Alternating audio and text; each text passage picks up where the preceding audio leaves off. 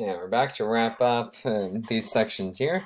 We left off at because we did not fall into the rejection region. We failed to reject the idea that the cell phones had a mean radiation less than 1 watts per kilogram. So now from there, we could also use a confidence interval method. So we can use the confidence interval method for testing a claim about a population mean. And something to keep in mind, for a two-tailed test with a 0.05 significance level, we construct a 95% confidence interval. And for a one-tailed test with a 0.05 significance level, we construct a 90% confidence interval. You can notice two-tailed, 95%. One-tailed, 90%. And so in this case, using the cell phone example, we construct a confidence interval that can be used to test the claim that, again, that same population mean is less than 1 watts per kilogram, assuming that same 0.05 significance level. Now note that the left-tailed hypothesis test with 0.05 corresponds to a 90% confidence interval. So again, it's only left-tailed, so it's one-tailed, and so we're using a 90% confidence interval for that 0.05 significance level, which we can always base that off of the table from the previous section's lecture for which confidence levels to use.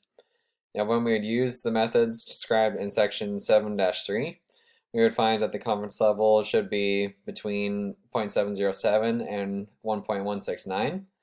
Now, just to reiterate what those methods would look like, is we want to take our sample mean, and to get the lower limit, subtract our t-critical value times all of the sample standard deviation divided by the square root of n. And same thing on the right side to get that upper limit, just this time we're adding everything on the end, that margin of error. And so I'm just plugging in that 0.938. Our t-critical value is still 1.812 in this case. That's standard deviation of 0.423 and divided by that square root of sample size of 11.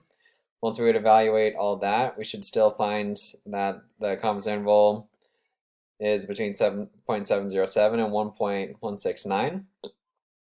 So in this case, we are 90% confident that the true mean radiation levels for cell phones is between 0.707 and 1.169 watts per kilogram. And so because the value of that mu equaling to 1 is contained in the interval, we cannot reject the null hypothesis that that mean is equal to 1. So again, since it's inside the interval, we have failed to reject it because 1 is contained in this interval here. Now, based on the sample of 11 values, we did not have sufficient evidence to support the claim that the mean radiation level is less than 1 watts per kilogram. Now, just to continue on from there, part 2, when we would suppose that our population standard deviation would be known. This is more dealing with stuff in section 8-4.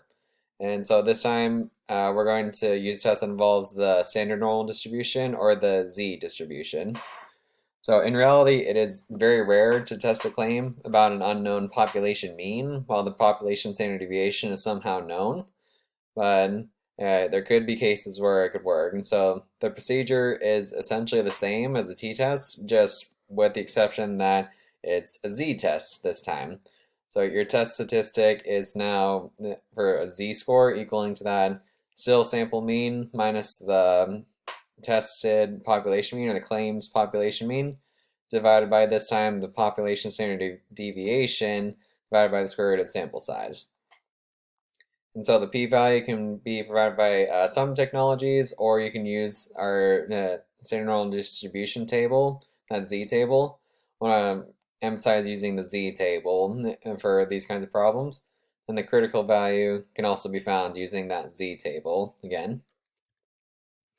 So if we were to do that same cell phone example,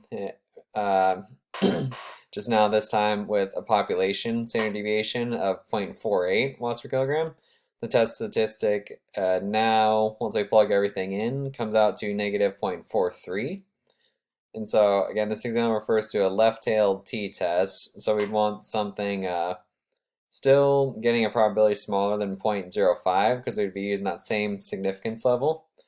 And it turns out this time that the p-value is, for a z-score of negative 0.43, the p-value is 0.3336, which when you go to the z-table, you can find, and it's nice this time because z-table only gives us less than probabilities, but this is essentially kind of what we're looking for in a left-tailed test. So now I just look for that negative 0.43. So negative 0.4, then negative 0.40, 1, 2, 3. And I do find that p-value of 0.3336. Now, still, that 0.3336 is too large to reject, since it's larger than that 0.05, so we would fail to reject the null in this conclusion, just like we did before.